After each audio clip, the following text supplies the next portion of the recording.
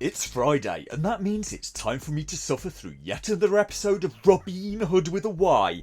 I'm going to try and do 2 videos this weekend, with very different outcomes, one good, one bad, because Robyn Hood was terrible again. But I also did watch South Park joining the Pandaverse, and that was fantastic. That's coming soon. I laughed so much, it was so good, but in this episode of Robyn Hood, and this is not a meme, this is not a joke, the heroes, in air quotes, the vigilante group The Hoods, rob and ruin a multinational pharmaceutical company, and that's played like a happy ending. Like there aren't going to be horrible consequences to doing that.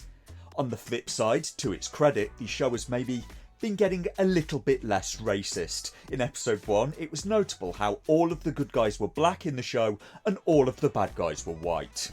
The show quite literally has a prejudiced black and white view of the world, but in the last couple of episodes that's changed a little.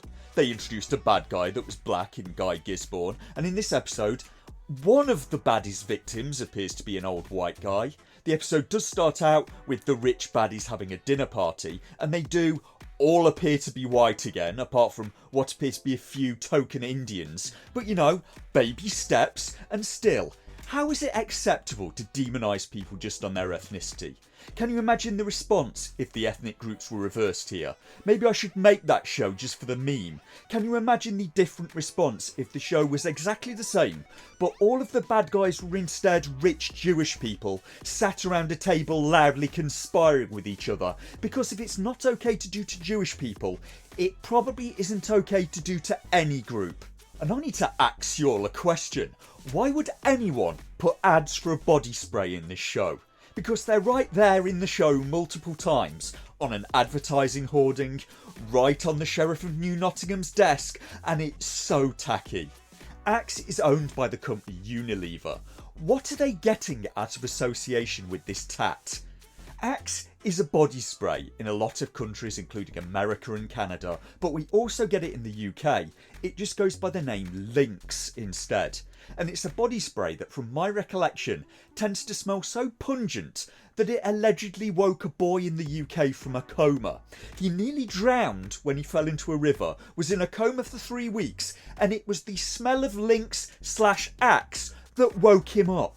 Who knows, maybe Lynx has got better since I last smelled it, and even if it hasn't, it's still too classy to be associated with this show, because in the opening to the first episode, the Hoods didn't break the law in response to anything John Prince did. They broke the law before he was even in the show. They broke the law to film a rap video and then acted like persecuted victims when the police came after them. You aren't being persecuted. The police go after people that commit crimes. That's kind of their job. But the makers of this show seem to think that some people, based on their ethnic background, should be able to take the law into their own hands or break the law with impunity just because. There seems to be this mindset demonstrated by this show that thinks laws are optional if you don't like them or just don't feel like following them. But the same people will call discrimination when the police then come after them, and there's nothing unethical about someone calling the police if they see you committing a crime. So brace yourself for another episode of the show written by a near 50-year-old man with a huge victimhood complex and the mentality of an 11-year-old who doesn't understand how anything works. So how did we get to the heroes robbing and ruining an entire multinational pharmaceutical company? Well, we start out at that dinner party where the bad guys are trading favours and John Prince is thinking of buying into a pharma company. And for some reason, John Prince has let in his idiot son Chet again, who screws up everything he touches. So while the bad guys plot, Chet is playing a Hood song on the piano at the dinner party, and this leads into another god-awful song by the Hood, and I don't like it at all again. All my life they try to keep us down and keep us oppressed. We gonna go higher, all the haters gonna be upset. The beats are monotonous, the rhymes are bad. They seriously just rhymed oppressed with upset. They haven't even really spent the time to show the Hoods being oppressed in any way. Some of their actions could have been more justified if the writers had bothered to. You do actually need to show the bad guys doing and getting away with bad things. So far, everything John Prince has tried to do has failed. And the music's not exactly Dr. Dre, is it? We have these fools talking about their flow, where their music is less like The Chronic and more Pound Town sort of quality. The bad guys, led by John Prince, plot revenge against the Hoods, and they choose to do it by using a pharmaceutical company of all things.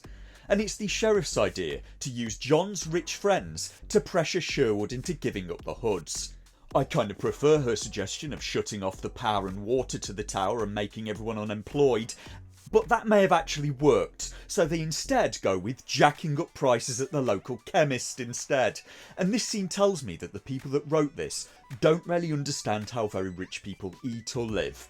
Very rich people having personal chefs is not overly rare, unlike the what appears to be an attempt at roast beef. John is supposed to be what? A billionaire, and he's serving up to a guest what appears to be lumpy mashed potatoes and instant frozen Yorkshire puddings with no gravy or sauce, and that would be drier than watching this show.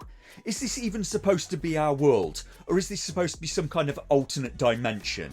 So John Prince gets his buddy in the pharmaceutical company to massively increase prices on the people of Sherwood. Because that's the way that works, isn't it? It's not like we live in a world where multiple companies compete with each other, and if one increases prices you can just buy from another.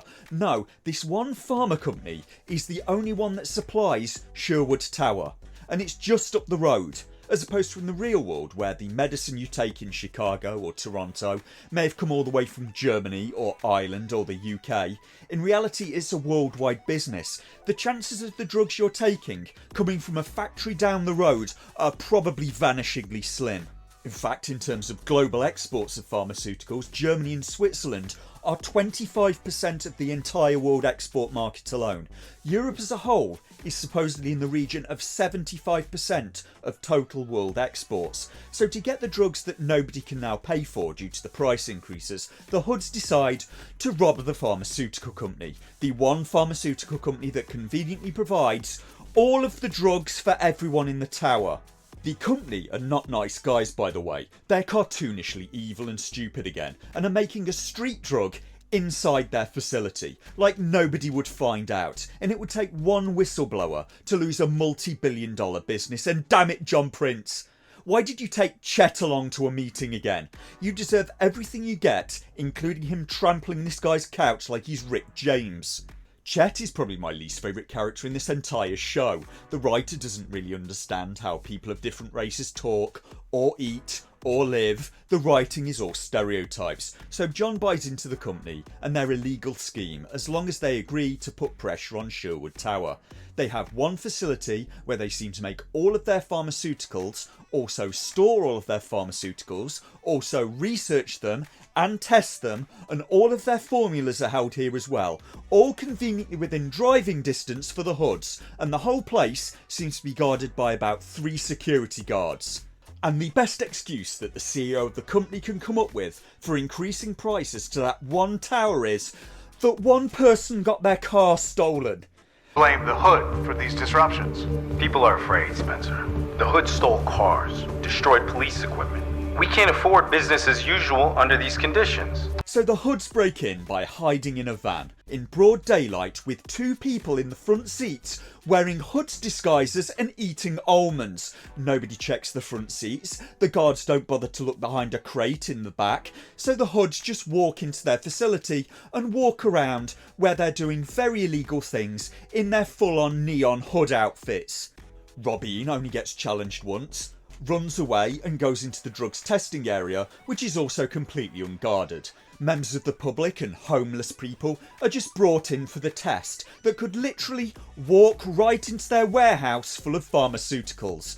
Security called the sheriff while Robyn pretends to be in the test group to get away, gets a patch put on her arm, runs off but leaves the patch on, so she ends up tripping balls. But luckily she can just follow the exposed cables that are all over the building that lead directly to where she needs to install a device that allows Tuck to hack into their system in a completely undefended metal box that they didn't even bother to lock. So the Hoods steal the drugs, evade the sheriff yet again, and give them to local pharmacy to distribute to the needy, and Tuck then gives away all of the company's proprietary formulas. So the upshot is that John Prince loses a lot of money after he bought into the pharmaceutical company, the company's now in trouble, and now generic drugs can be made for everyone, and that's not how anything works.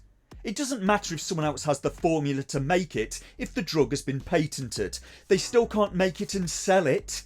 That's not how generics work. Generics have to wait until the patent runs out, and until it does, the original company has the sole right to produce it. So a tower block gets free stolen medication at the low cost of destroying a multinational pharmaceutical company and setting back future research.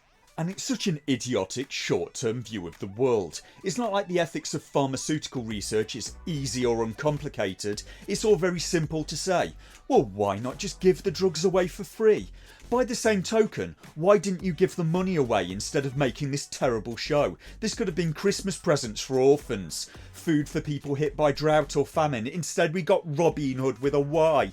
Because philanthropy doesn't tend to give a return, and if a company gives all of its pharmaceuticals away for free, they won't have any money to research new pharmaceuticals, will they?